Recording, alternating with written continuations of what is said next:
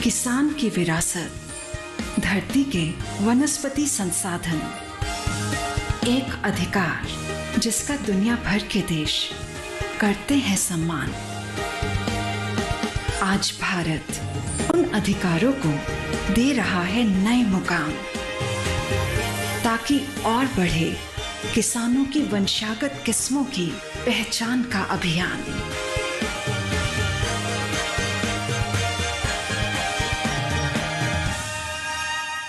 नमस्कार, स्वागत है आपका कृषि दर्शन में। आपके साथ मैं हूं अंजुल सिंह। कृषि दर्शन आप किसानों का अपना मनपसंद कार्यक्रम, जिसमें हम बात करते हैं आधुनिक खेती की। इसके अलावा आपकी मुलाकात होती है कामयाब किसान से और साथ ही हम आपको जानकारी देते हैं सरकार की योजनाओं के बारे में।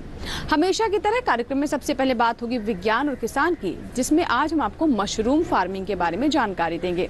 उसके बाद कृषि स्टार्टअप में आपकी मुलाकात करवाएंगे असम की सफल महिला किसान नम्रता दास से, जिन्होंने ऑर्गेनिक खेती को अपनाया है। और अंत में फार्मिंग इंडिया में नजर डालेंगे सरकार की योजनाओं पर, जिसमें आज हम खास तौर पर ई-नैम और इसके अलावा फसल बीमा योजना के बारे में विस्तार से आपको जानकारी देंगे। लेकिन सबसे पहले नजर डालते हैं इस विशेष रिपोर्ट पर।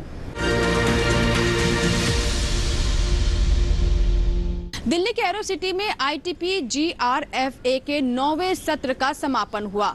क्या कुछ विशेष रहा इसमें, आइए जानते हैं हमारी इस रिपोर्ट में।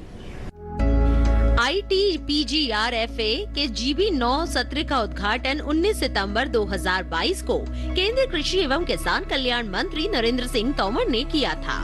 इस सत्र में लगभग 150 सदस्य देशों के 400 से ज्यादा प्रख्यात वैज्ञानिकों और संसाधन संबंधी व्यक्तियों ने भाग लिया।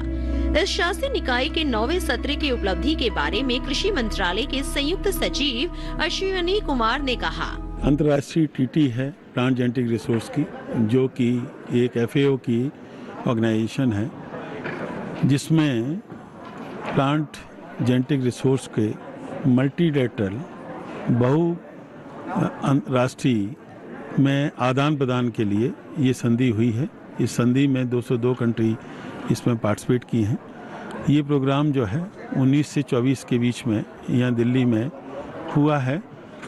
माननीय कृषि मंत्री श्री नरेंद्र सिंह तोमर 8वीं जनरल बॉडी मीटिंग में रोम में ये अनाउंस करके आए थे कि हम नई दिल्ली में इस ट्रीटी का आयोजन करेंगे, और उसके तहत ही इस ट्रीटी के लिए आयोजन किया गया। इसमें 400 से ज़्यादा सदस्यों ने भाग लिया, और इस ट्रीटी में सबसे महत्वपूर्ण बिंदु है वो है फार्मर राइट्स का। किसानों के हित के लिए भारत सरकार हमेशा संलग्न है, और इस ट्रीटी के जरिए हम इस कोशिश कर रहे हैं कि सारी कंट्रीज़ में फार्मर राइट्स को जो है प्रोत्साहन मिले, और उनके यहाँ जो भी वो बने एक्ट बने उसमें फार्मर राइट्स का योगदान हो। साथ में हम ये भी चाहते हैं कि जो जिस कंट्री के पास जर्म प्लाज्म हैं, उस जर्म प्लाज्म का बहुराष्ट्रीय उपयोग हो, और उस उपयोग से जो लाभ हो नई वैरायटी का, उसका लाभ उस कंट्री के साथ शेयर किया जाए। इसके लिए ये हम 5 दिन यहाँ पे मीटिंग किए हैं, और मीटिंग में बहुत अच्छे परिणाम लाए हैं, और जो मल्टीलेटरल जो जर्म प्लाज्म एक्सचेंज पे आगे बात बढ़ी है, और मुझे आशा है कि आने वाले समय में इस पे एक बहुत अच्छा निर्णय लिया जाएगा, जो पूरे वर्ल्ड में सभी लोगों के लिए लाभदायक होगा। इस सत्र के प्रचार प्रसार के बारे में कृषि मंत्रालय के विस्तार विभाग के संयुक्त निदेशक डॉक्टर संजीव कुमार इंगले ने कहा। भारत सरकार कृषि मंत्रालय और FAO के माध्यम से 19 तारीख से 24 सितंबर तक जो ये कार्यक्रम का आयोजन किया गया। इस कार्यक्रम में विविध देशों के जो प्रतिभागियों ने भाग लेकर अपनी सारी देशों की सारी बात रखी। उस बारे में भारत सरकार के कृषि मंत्रालय के कृषि विभाग के एक्सटेंशन विभाग से हमको ये एक सौभाग्य मिला कि इसको पूरे देश और दुनिया के साथ इस सारी जानकारी को साझा करने का मौका मिले। तो हमने इसमें सारा प्रयास किया है कि विभिन्न मीडिया के माध्यम से इस पूरे 7 दिन की जो कार्यक्रम का जो पूरा ये विचार विमर्श हुआ, उसका जन सामान्य तक इसका विचार पहुंचाए, ताकि देश और विदेश में इस प्रकार की क्या गतिविधि हो रही है, इस ट्रीटी को लेकर के क्या विचार हो रहे हैं, सारे देश इसमें कैसे अपना अपना योगदान दे रहे हैं, इसके बारे में जानकारी देने का हमने पूरा प्रयास किया है। और लगातार इस प्रकार का हमारा प्रयास एक्सटेंशन विभाग के प्रचार प्रसार माध्यम से, मीडिया के माध्यम से हम करते हैं और यही आशा करते हैं कि ये सारे जन सामान्य को इस जानकारी से लाभ मिले और सभी को इसका लाभ पहुंचकर अपने फ़ायदा होकर ये लोगों को एक अच्छा जानकारी का प्लेटफॉर्म हमेशा उपलब्ध रहे। और आइए अब नजर डालते हैं विज्ञान और किसान पर।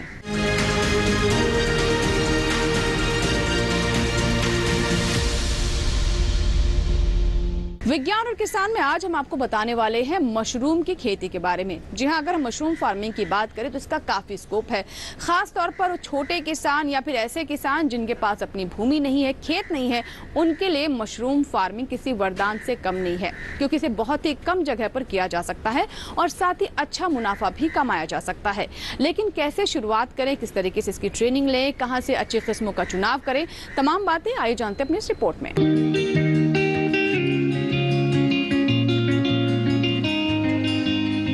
झारखंड के 84% किसान छोटे और सीमांत हैं। कम जोत की वजह से खेती करना इनके लिए बहुत ज्यादा फायदे का सौदा नहीं है। ऐसे किसानों के लिए बेहतर होगा कि कम जमीन में ज्यादा कमाई वाली फसलें उगाएं। मशरूम की खेती ऐसी ही है। एक कमरे में मशरूम उगाकर अच्छी कमाई की जा सकती है। झारखंड जहां पहले से ही प्राकृतिक रूप से उगी मशरूम खाने का चलन है, इसकी खेती के लिए एकदम उपयुक्त जगह है। झारखंड में धान बड़े पैमाने पर उगाया जाता है। अध्ययनों से ये बात सामने आई है कि 38% धान की पराली बिना इस्तेमाल के बेकार चली जाती है, जबकि इससे ऑयस्टर मशरूम उगाकर छोटे और सीमांत किसान अतिरिक्त आय प्राप्त कर सकते हैं। इसी बात को ध्यान में रखते हुए पर्वतीय और पठारी क्षेत्रों के लिए कृषि प्रणाली अनुसंधान केंद्र यहाँ मशरूम की खेती को प्रोत्साहित करने की कोशिश कर रहा है। ये केंद्र ICAR के अंतर्गत ही काम करता है। इस केंद्र ने रांची के आसपास 3 गांव ऑयस्टर मशरूम के लिए गोद लिए और मशरूम की खेती का प्रदर्शन किया। ये प्रदर्शन जैव प्रौद्योगिकी विभाग की ओर से चलाए जा रहे बायोटेक किसान हब परियोजना का हिस्सा था। 2019 में जब ये परियोजना शुरू की गई, तब तीनों गांवों में किसानों की औसत कृषि आय 1,70,000 रुपए सालाना थी। कृषि प्रणाली अनुसंधान केंद्र ने तीनों गांवों में किसानों को मशरूम की खेती का प्रशिक्षण दिया। 2019 में प्रशिक्षण के बाद सरवाल गांव के 57 किसानों ने ऑयस्टर मशरूम की खेती शुरू की। शुरुआत में 3,081 किलो मशरूम का उत्पादन हुआ और किसानों को 3,96,000 से भी ज्यादा आमदनी हुई। इस कामयाबी के बाद अगले साल सरवाल गांव में ऑयस्टर मशरूम उगाने वालों की संख्या 88 तक जा पहुंची और उत्पादन रहा 7.7 टन यानी 77,000 किलो। इस कामयाबी से खुश होकर गांव की महिला किसानों ने एक समूह बनाया, जिसका नाम था सरवाल आजीविका महिला मशरूम उत्पादक संघ। इसके अलावा कई ऐसे समूह भी वजूद में आए जिनकी दिलचस्पी ताज़ा मशरूम का मूल्यवर्धन में थी। खास तौर से वो पाउडर, ड्राई मशरूम और अचार बनाकर बेचने लगे। स्थानीय बाजारों में इन उत्पादों की ठीक ठाक कीमत मिल गई। बसंती देवी कुछ दिन पहले तक दैनिक मजदूर के तौर पर काम करती थी और छोटी सी दुकान भी चलाती थी। इससे उन्हें 24,750 रुपए की औसत आय होती थी। जब प्रशिक्षण के बाद इन्होंने घर के ही खाली कमरे में मशरूम की खेती की तो आमदनी 43,200 रुपए तक जा पहुंची। इसी तरह छरिया लाकड़ा अपनी छोटी सी जमीन पर धान और वर्षा आधारित दूसरी फसलें उगाकर साल औसतन 49,500 रुपए कमा रही थी। मशरूम से उनकी आमदनी 94,500 रुपए तक जा पहुंची। तो जाना आपने कि कैसे मशरूम की मांग लगातार बाजार में बढ़ती जा रही है, क्योंकि ये अपने पोषक तत्वों के लिए काफी पसंद किया जाता है और ऐसे में हमारे किसान इसकी खेती कर लाभ उठा सकते हैं। इसी के साथ ही यहाँ वक्त एक छोटी सी ब्रेक का, लेकिन ब्रेक के बाद जब वापस आएंगे तो बात करेंगे कृषि स्टार्टअप की। कहीं मत जाइएगा, देखते रहें कृषि दर्शन।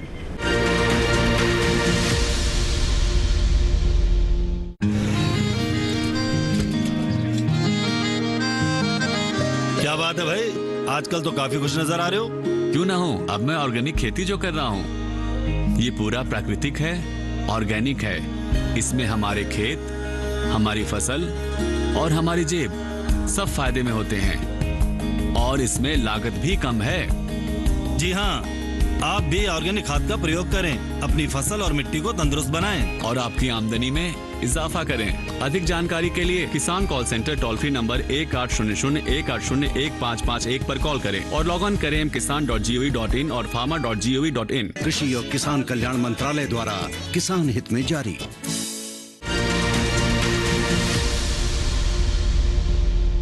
ब्रेक के बाद एक बार फिर आपका स्वागत है। आप देख रहे हैं कृषि दर्शन। आइए अब नजर डालते हैं कृषि स्टार्टअप पर।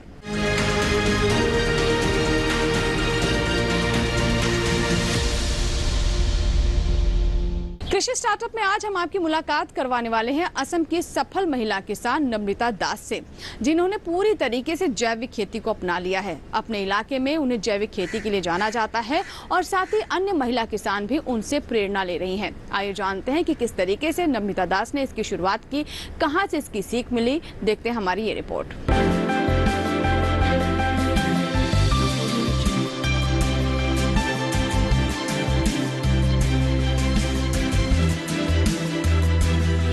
असम के जोरहाट जिले की रहने वाली नम्रता दास एक युवा ऊर्जावान प्रगतिशील महिला हैं। उन्होंने high pass school learning certificate परीक्षा करने के बाद सहायक नर्स के रूप में प्रशिक्षण लिया।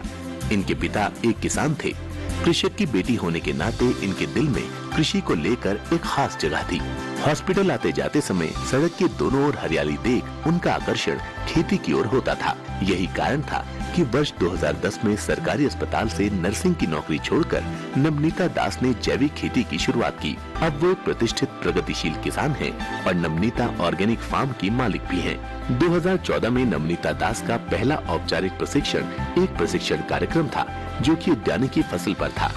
ये असम के कृषि विभाग द्वारा आयोजित किया गया था। इसके बाद इन्होंने नॉर्थ ईस्टर्न और हिमालयी राज्यों RKVY असम के लिए बागवानी मिशन के तहत प्रशिक्षण में भाग लिया। शुरुआत में नम्रता दास केवल पारंपरिक खेती तक ही सीमित थी, पर बाद में इन्होंने खेती के अलावा मछली पालन और पशुपालन भी करना शुरू कर दिया। वर्तमान में इनका खेत एक छोटा सा कृषि केंद्र बन गया है।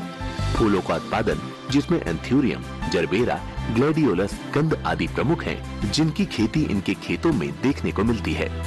धान की खेती के साथ ही विभिन्न प्रकार की दलहनी फसलें, तिलहन, फल और सब्जियों की खेती भी इनके खेतों में शामिल है। इनके अलावा विभिन्न नस्लों की मुर्गियों, इंद्रधनुष, रोस्टर, बोनरोजा, कड़कनाथ, तुर्की, गनिया फाउल, कबूतर बत्तख की भारतीय और विदेशी नस्ल को भी इन्होंने शामिल किया है। कृषि के क्षेत्र में नम्रता दास को उत्कृष्ट योगदान के लिए कई पुरस्कारों से सम्मानित किया गया है। कृषि के क्षेत्र में भारत के कृषि उपराष्ट्रपति द्वारा 2018 में असम कृषि विश्वविद्यालय जोरहाट में इन्हें पुरस्कृत किया गया है। भारतीय परिषद द्वारा अभिनव चावल किसान पुरस्कार 2018 में कृषि अनुसंधान पटना में इन्हें सम्मान मिला। इसके अलावा महिला दिवस के अवसर पर दिल्ली में इन्हें 2018 में प्रगतिशील महिला किसान का पुरस्कार भी मिल चुका है। नम्रता दास ने अपने दम पर कृषि के क्षेत्र में अनेक कार्य किए हैं। साथ ही इन्होंने आने वाले नवयुवकों के लिए प्रोत्साहन का काम किया है। उनके खेत की खूबसूरती को देखने के लिए कई युवा कृषक उनके खेत पर जाते हैं। साथ ही उनके सराहनीय काम को देख वो भी उनके नक्शे कदम पर कृषि को अपनाकर अपना भविष्य बनाने के लिए अग्रसर हो रहे हैं। तो भी आपने देखी नम्रता दास की कामयाबी की कहानी। आशा करते हैं उनके जीवन से हमारी अन्य महिलाएं भी जरूर प्रेरित होंगी। इसी के साथ यहाँ वक्त एक छोटे से ब्रेक का। ब्रेक के बाद जब वापस आएंगे तो कृषि दर्शन में बात करेंगे फार्मिंग इंडिया की। कहीं मत जाएगा, देखते रहें कृषि दर्शन।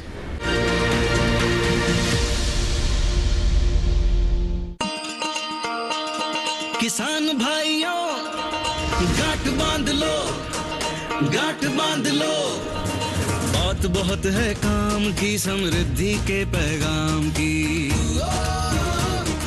मिट्टी के मिजाज को समझो, मिट्टी के हर राज को समझो। मिट्टी की तुम जांच कराओ, मुफ्त सॉइल हेल्थ कार्ड ले जाओ। कभी मुनासिब बीज लगाओ, सही किस्म की खाद ले आओ। जितनी जरूरी उतनी डालो, सही मात्रा खुद पहचानो। इसको अपना मंत्र बना लो, मिट्टी की सेहत को जानो। बात बहुत है काम की, कम लागत अधिक वरदान की। किसान भाइयों गांठ बांध लो, आज ही मिट्टी की जांच कराएं। राज्य सरकार के कृषि अधिकारी से संपर्क करें और मुफ्त में सॉइल हेल्थ कार्ड पाएं। कृषि और किसान कल्याण मंत्रालय द्वारा किसान हित में जारी। ब्रेक के बाद एक बार फिर आपका स्वागत है। आप देख रहे हैं कृषि दर्शन। आइए अब नजर डालते हैं फार्मिंग इंडिया पर।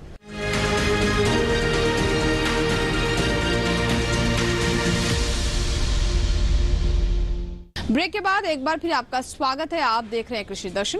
आइए अब नजर डालते हैं फार्मिंग इंडिया पर। फार्मिंग इंडिया में आज हम आपको बताएंगे ई-नैम के बारे में। जी हां, सरकार लगातार हमारे किसानों की खुशहाली के लिए बहुत महत्वपूर्ण कदम उठा रही है। उन्हीं में से एक है ई-नैम, क्योंकि इससे हमारे किसानों को अपनी उपज का सही भाव लेने में मदद भी मिलती है। साथ ही हमारे किसान अपने घर बैठे ही अपनी उपज को उचित दामों पर बेच सकते हैं। तो किस तरीके से हमारे किसान ई-नैम पर अपनी फसल बेचे, कौन कौन सी विशेष बातें इससे जुड़ी, आइए जानते हैं।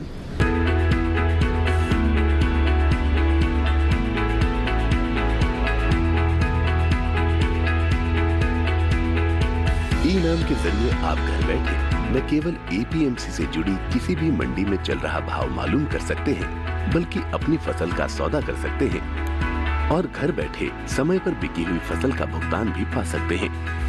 ई-नैम दरअसल कोई समानांतर मार्केटिंग संरचना नहीं है, बल्कि ये मंडियों का ही राष्ट्रीय नेटवर्क बनाने का एक साधन है, जिसे ऑनलाइन एक्सेस किया जा सकता है। पुरानी मंडी व्यवस्था में किसान सिर्फ मंडी में ही फसल बेच सकता था, लेकिन ई-नैम के माध्यम से वो मंडी के बाहर भी फसल बेचने के लिए आजाद है। ई-नैम मुख्य रूप से एक राष्ट्र एक बाजार की अवधारणा पर आधारित है। इसे कृषि और किसान कल्याण मंत्रालय के जरिए एक निवेश के साथ बनाया गया है और इसके लिए विकसित सॉफ्टवेयर सभी मंडियों के लिए उपलब्ध है। ऐसी मंडियां जो राज्य मंडी अधिनियम के नियमों के अनुरूप राष्ट्रीय नेटवर्क में शामिल होने के लिए सहमत हो। अगर किसी किसान को स्थानीय मंडी में बेहतर भाव नहीं मिल रहे हैं, तो वो दूसरी मंडी का रुख कर सकता है। यहाँ तक कि वो अपने राज्य के बाहर भी फसल बेच सकता है। शुरुआत में सिर्फ 21 मंडियों को ही इसमें शामिल किया गया था और सिर्फ चुनिंदा फसलों की ही बिक्री होती थी, लेकिन आज 18 राज्यों और 3 केंद्र शासित प्रदेशों की 1000 मंडियां इसमें शामिल हो चुकी हैं, जहां 175 फसलों को खरीदा और बेचा जा सकता है। 31 जनवरी तक के आंकड़े बताते हैं कि ई-नैम पर 1,72,70,000 किसान, 2,13,844 व्यापारी, 1,02,068 कमीशन एजेंट और 2,050 FPO जुड़े हैं। किसानों के लिए ई-नैम पर मुख्य रूप से 4 फायदे हैं। पहला, इस पोर्टल पर कारोबार में पारदर्शिता दिखाई देती है और किसानों को बेहतर भाव की संभावना बढ़ती है। पारदर्शिता का मतलब ये हुआ कि किसानों के साथ धोखाधड़ी की संभावना कम हो जाती है। दूसरा फायदा ये है कि अन्नदाता की पहुंच ज्यादा मंडियों और व्यापारियों तक सीधे हो गई है।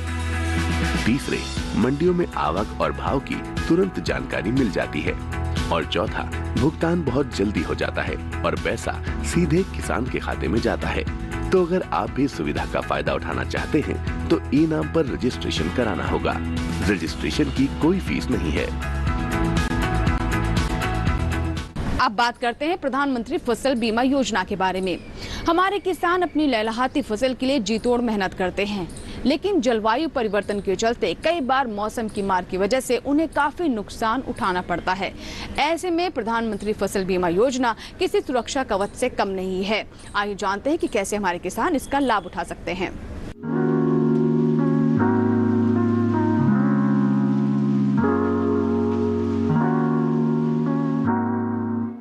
प्रधानमंत्री फसल बीमा योजना के तहत प्राकृतिक आपदा, कीड़े और रोग की वजह से सरकार द्वारा अधिसूचित फसल में से किसी नुकसान की स्थिति में किसानों को फसल बीमा और वित्तीय सहायता देना मुख्य काम है। इसके अलावा किसानों की खेती में रुचि बनाए रखने के प्रयास एवं उन्हें स्थायी आमदनी उपलब्ध कराना भी इस योजना का उद्देश्य है। कृषि के क्षेत्र में दिनों दिन हो रहे बदलाव और नई आधुनिक पद्धतियों को अपनाने के लिए प्रोत्साहित करना भी इस योजना का एक उद्देश्य है। इस योजना के अंतर्गत प्राकृतिक आपदाओं के कारण खराब हुई फसल के मामले में बीमा प्रीमियम बहुत कम रखा गया है। किसानों को खरीफ की फसल के लिए 2% प्रीमियम और रबी की फसल के लिए 1.5% प्रीमियम का भुगतान करना पड़ता है। इस योजना का लाभ उठाने के लिए कुछ किसान कुछ विशेष बातों का ख्याल रखें। जैसे फसल की बुआई के 10 दिनों के अंदर प्रधानमंत्री फसल बीमा योजना का फॉर्म भरना जरूरी होता है। फसल काटने से 14 दिनों के बीच अगर आपकी फसल को प्राकृतिक आपदा के कारण नुकसान होता है, तब भी आप बीमा योजना का लाभ उठा सकते हैं। बीमा की रकम का लाभ तभी मिलेगा जब आपकी फसल किसी प्राकृतिक आपदा की वजह से ही खराब हुई हो। किसान प्रधानमंत्री फसल बीमा योजना के लिए ऑफलाइन और ऑनलाइन दोनों तरीके से फॉर्म भर सकते हैं। अधिक जानकारी के लिए किसान नजदीकी बैंक की शाखा में जाकर फसल बीमा योजना का फॉर्म भर सकते हैं और इस योजना का लाभ उठा सकते हैं। किसानों के हित के लिए केंद्र सरकार द्वारा नित नए नियम और योजनाएं बनाई जा रही है। ऐसे में साल 2016 में प्रधानमंत्री फसल बीमा योजना भी सरकार द्वारा चलाई जाने वाली योजना है, जिससे किसानों की सहूलियत और बेहतर विकास होने में मदद मिल सके। बीते सालों में इस योजना का लाभ उठाकर किसानों ने और भी मजबूती के साथ कृषि में अपना योगदान देकर सफलता हासिल की है। इस योजना का उपयोग कर भारत के लगभग हर प्रदेश के किसान काफी हद तक लाभान्वित हुए हैं। साथ ही साथ अपनी आय दुगनी करने में भी इन्हें इस योजना के जरिए मदद मिली है। तो भी आपने जाना कि सरकार हमारे किसानों की खुशहाली के लिए किस तरीके से उन तक ये योजनाएं पहुंचा रही है। इसी के साथ ही आज के कार्यक्रम में फिलहाल इतना ही, लेकिन आपके ईमेल्स और आपके पत्रों का हमें इंतजार रहता है। अगर आपके कोई सुझाव है, कोई राय है, कोई सवाल है, तो आप हमें ईमेल कर सकते हैं। हमारा ईमेल पता नोट कर लें, krishidarshan@gmail.com। आप हमें पत्र भी लिख सकते हैं। हमारा पता है कृषि दर्शन, कमरा नंबर 58, CPC, दूरदर्शन, खेलगांव, नई दिल्ली 110049। आपको ये भी बता दें कि आप कृषि दर्शन हमारे YouTube चैनल पर भी देख सकते हैं। इसके लिए करना बस आपको ये है कि इस QR कोड को स्कैन करें और देखें DD किसान के सभी कार्यक्रम और साथ ही कृषि दर्शन भी हमारे YouTube चैनल पर। इसी के साथ ही यहाँ लेंगे आपसे इजाजत। आशा करते हैं कि आज के कार्यक्रम में जो तमाम जानकारियां हमने आप तक पहुंचाई हैं, उनसे हमारे किसान जरूर लाभ उठाएंगे। नमस्कार।